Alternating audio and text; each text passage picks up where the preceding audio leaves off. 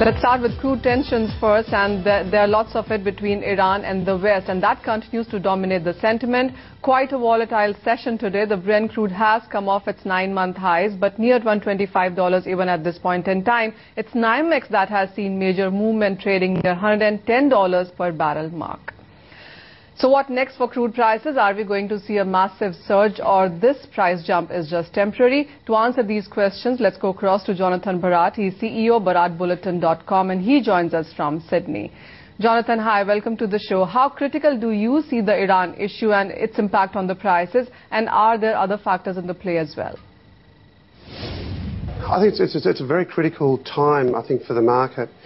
We've factored quite a heavy premium as a result of what's happening in Iran. And the primary reason for this is obviously that 35% of seaborne oil runs through the Straits of Hormuz. So if in fact this concern gets out of control, then there's that element of concern that they'll do something drastic. And obviously by trying to close the Straits of Hormuz, then all of a sudden oil prices will trade significantly higher. We do feel that it won't come to that. But we also feel that at the moment, the stalemate between what's happening between Iran and the US or the UN will continue for some time because there's really no clear resolution to the concern. Jonathan, how do you look at the NYMEX crude prices? They're up nearly 5% in this week. Where do you see the prices headed for that? Look, I think when I look at the West Texas contract, I can see that we are trading into resistance around that 106.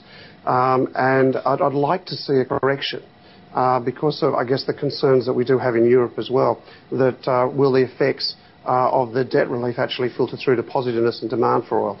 You know, will the economy in the US continue to bubble along, therefore increasing demand? But look what we're seeing that's happening to inventories. So I actually feel there's a little bit more negativeness coming to the market. But that's not to say that the wild cards are still out there and that at any one time we can see oil trade higher. We have been long crude for some time. We have taken some profit at the table because we think technically we're trading into some resistance.